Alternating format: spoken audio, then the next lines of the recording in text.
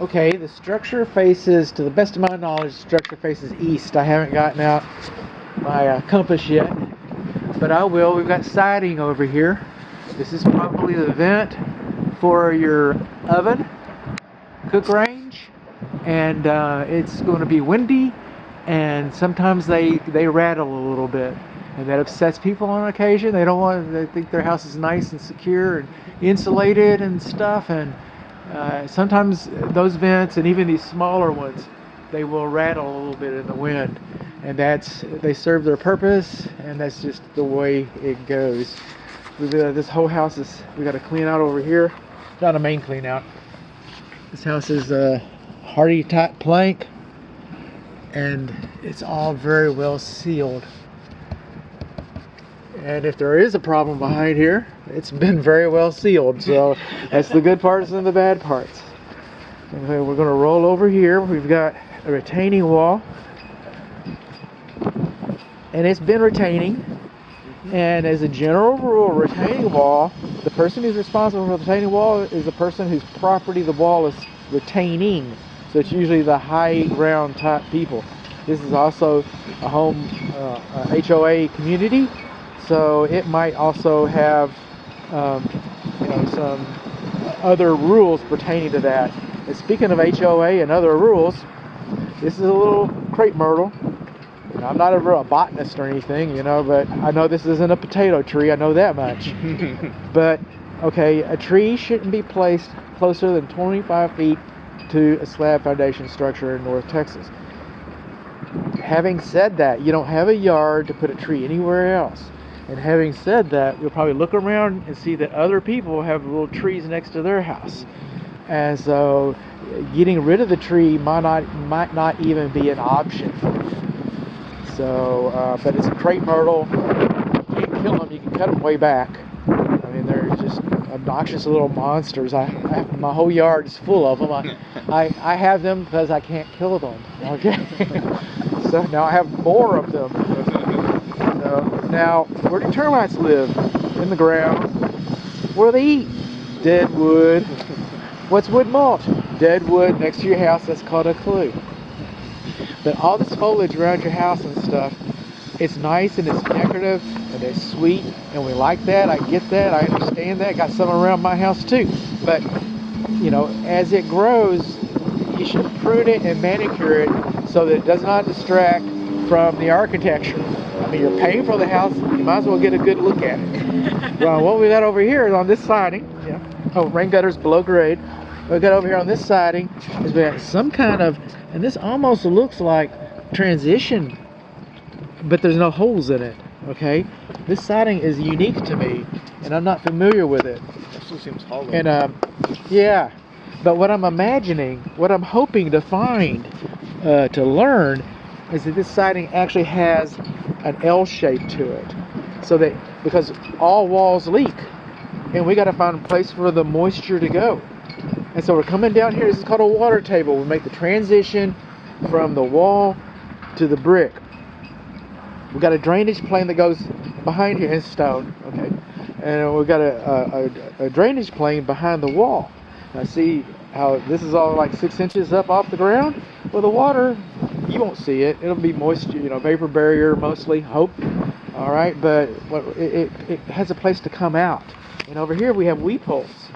But now we got this transition at the water table, and I gotta do a little engineering research here, because I'm not familiar with this particular application. And every day's a new day, right? Every day's a new day. We come over here. Yep. Come over here. Now this little transition piece, well, what looks like a transition piece is what I hope is angle iron, and boy, it's curling up. It almost encourages me to think that it's an angle iron, but it does curl up right in here, and water can collect in there. And oh, bud, you don't have to worry about that. That's hardy. That's made out of cement. So you take a piece of that and you drop it in a bucket and come back in 24 hours and show me what you see. Okay. I was just curious about that. You're honking. Oh. They're chasing a cute little roach truck driver.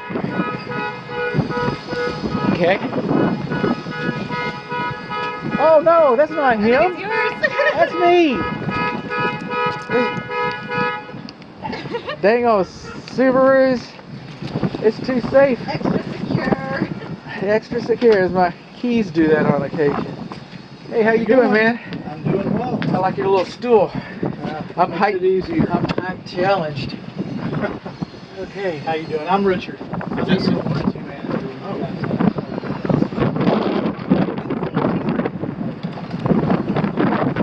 Okay.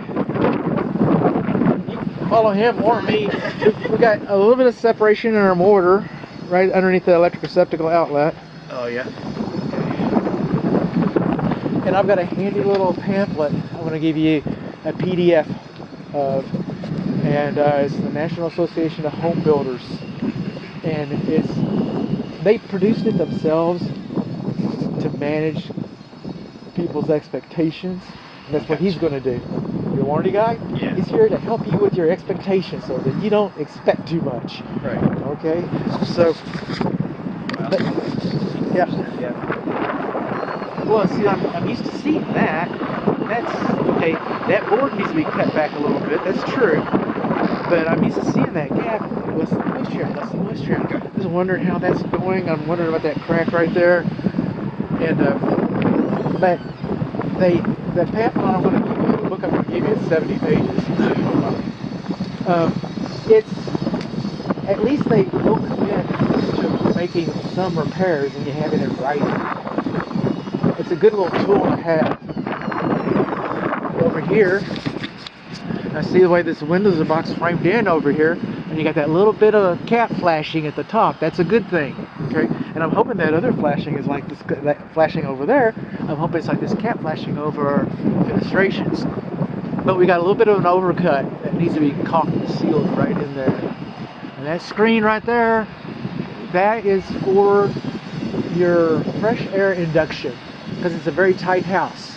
And so we got to bring some fresh air and introduce it to your air conditioning system and circulate it around so that way you don't get sick house symptoms. Right. And so if your furnace won't come on and it's the coldest day of the year and it's raining and freezing, come out here and look at that and see if it's built ice filters on it. Oh wow. It'll starve your furnace and your furnace will turn itself off to the sensors. Interesting. I didn't know that. Okay. Yeah, but we want that this top part of the, it's either that or birds.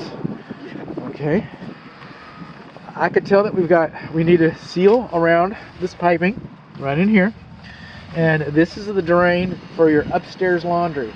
Okay, so that way it doesn't go through your ceiling. Coming on along.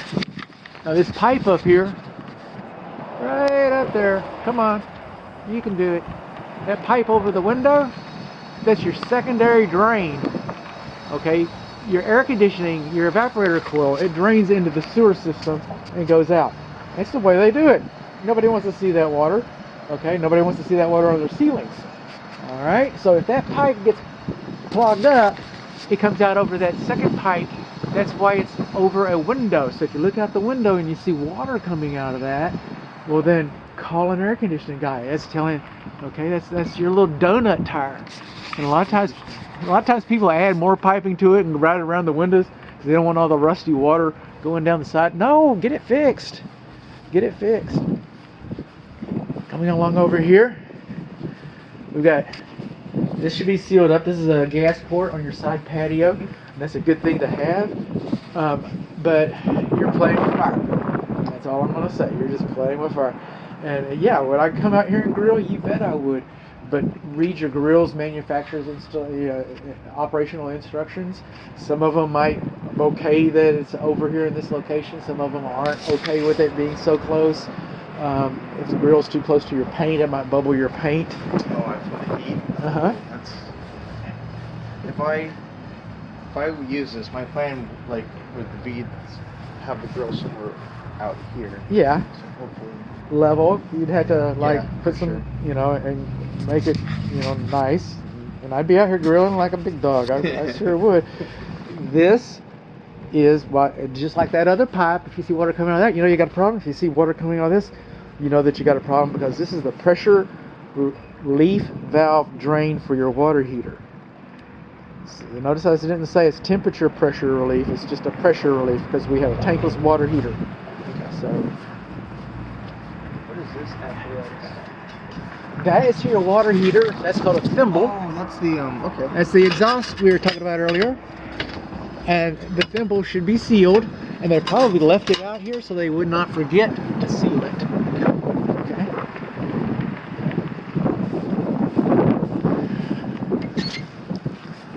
Rain gutters below grade. Again, not doing a termite inspection, but fences are conducive by design, because what are fences made out of? Dead wood. What is it? It's next to your house. Yeah. But it's called conducive by design. What's not by design is when we bust up our light fixtures like this. They know about that. Oh, they do? Okay, excellent. That one's been broken. They have the piece on there. I didn't Awesome. know. Yeah, You've seen these brand new things. I haven't seen this before. that is your weather sensor for your lawn sprinkler system. If it's too cold, your lawn sprinkler system is not supposed to operate. If it's too wet, your lawn sprinkler system is not supposed to operate. So that's a weather sensor. And over here, to your point, this is the receiver for that same thing. So that thing's like wireless. Uh-huh. It's emitting to this thing. Yeah. Okay. And since it is wireless, batteries. Oh.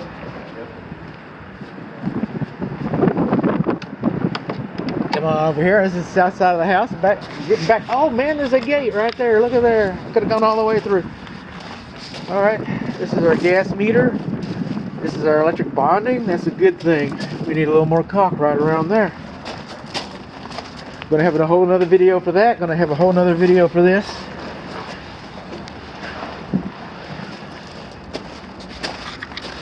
And this tells me when I look up here and I see your soffits, I see all the perforation. All right. Well, the code is that you should have a soffit baffle. It's a channel that takes the air over the insulation, and everywhere you've got a soffit, you're supposed to have a soffit baffle. So when you go into the attic, we're going to be looking for a continuous row of soffit baffles, not 1 or 2 or 10 or 20, continuous. Okay. There's a little chunk. Yeah. It's a new house, man. And this is Uncle Bud now. But when you buy a little Ford Fiero or whatever it is, you can buy the most economical car available. When you buy that new, and they're putting you in that car when you're taking delivery, and they sit you in that car and show you how to work the radio and the heated seats or whatever it has on it. They show you that little car is perfect. Yeah. And once you get it, if- all those things. and I might break in a month, but when you take delivery, it's perfect. And to my point, this car probably costs more than a little Ford Fiero or whatever it is. So this house, it's reasonable. Like you'll hear this a lot of times with your builder. It says, "Well, it's construction. It says people build this. We make it with hammers and nails and all that stuff." And all I know is that this house costs a lot more than a little Ford Fiero, and it's reasonable to have elevated expectations. You know, you pay for new. So. This was a long time